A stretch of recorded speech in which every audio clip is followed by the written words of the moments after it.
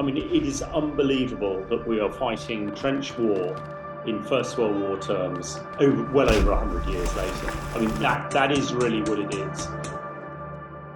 As we approach the 2-year anniversary of the illegal invasion of Ukraine by Russia, and look back where we've come from and where we are now, I don't think anybody could have predicted it back on the 24th of February 2022. But I think when we look at where we are, particularly where we've been in the last few months, we've reached a sort of static equilibrium, for want of a better word, where across the 650-mile line of conflict between the Russians and the Ukrainians, things have been fairly static. Now, this is an important piece, I think, and it really answers a lot of the questions that I think people need answering. The Russians have lost a monumental amount of manpower and equipment. Some figures put it as high as 300,000 dead in the last 2 years. We don't know the Ukrainian figures, but they're probably about 30% of that, still very, very high. The amount of hardware the Russians have lost is almost inconceivable. Some figures put it over 4,000 tanks. Well, one considers the British Army has barely 100 tanks now. That sort of slightly puts it into perspective. Now, the other key thing we've learned about the Russians coming out of British intelligence over the last few months is the Russians, because they've got through so much manpower, they have really lost the ability to do any complex operations. What I mean by this, the ability to move tanks around, supported by artillery, supported by infantry, supported by air power, which means that they are pretty much a static force. And one of the things that the war in Ukraine has shown us that actually mass numbers has a real quality of its own.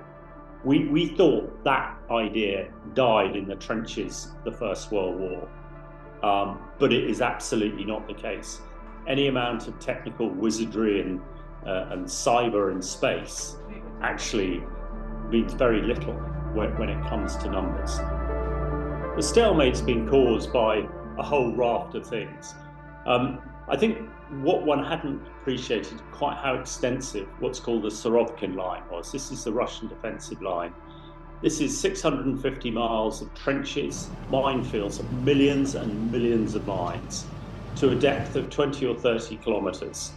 And until recently, this has all been covered by Russian artillery and, more importantly, Russian air power.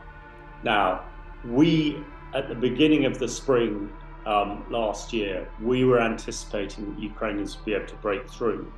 However, what was very clear is every time the Ukrainians tried to maneuver through minefields, their tanks and their plows that make the furrows to clear the mines were being taken out by Russian aircraft. The static battlefield at the moment can only be broken by what we call maneuver, but no side's been able to maneuver. We thought that the Ukrainians might be, but I think a year ago we hadn't realized quite how significant air power was. There are some positive lights on the horizon.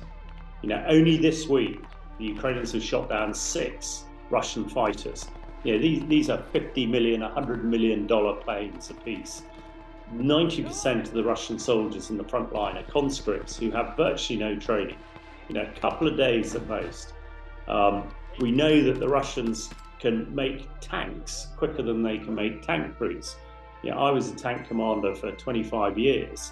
I know it takes a year or 2 years to get people competent maneuvering tanks. At the moment, Russians are literally giving people 2 days training, putting them in a tank. The next day the tank's taken out, so they're ineffective. I mean, Avdiivkva is a bit like a Passchendaele or the Somme in the First World War. The Russians have advanced, a couple of kilometers in a couple of months, losing up to 20,000 soldiers dead. And I wouldn't be at all surprised if in 2 weeks' time we're talking about Ukraine regaining Avdiivkva. So it is unbelievable that we are fighting trench war in First World War terms, well over 100 years later. I mean, that is really what it is. You know, if this was a Blackadder script from the First World War, you know, we would be, you know, joking about General Melchitsky.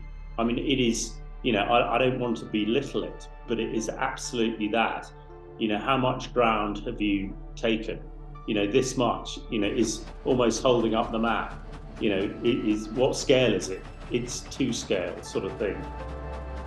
Predominantly for Ukraine to prevail, the West needs to step up and give them all that they need.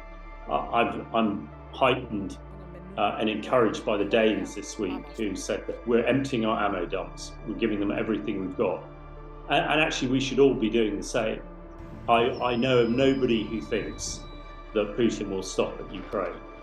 And the minute a Russian boot goes west of Ukraine, it's in NATO, Article 5, and we will be fighting the Russians, you know, in Europe, in tanks. So that is a possibility.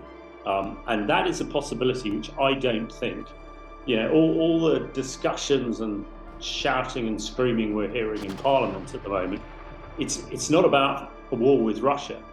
It's about a whole host of other things, which, you know, they might be desperately important, and we're all shocked at what's happening in Gaza. But Gaza is not going to cause war in Europe, whereas Russia could.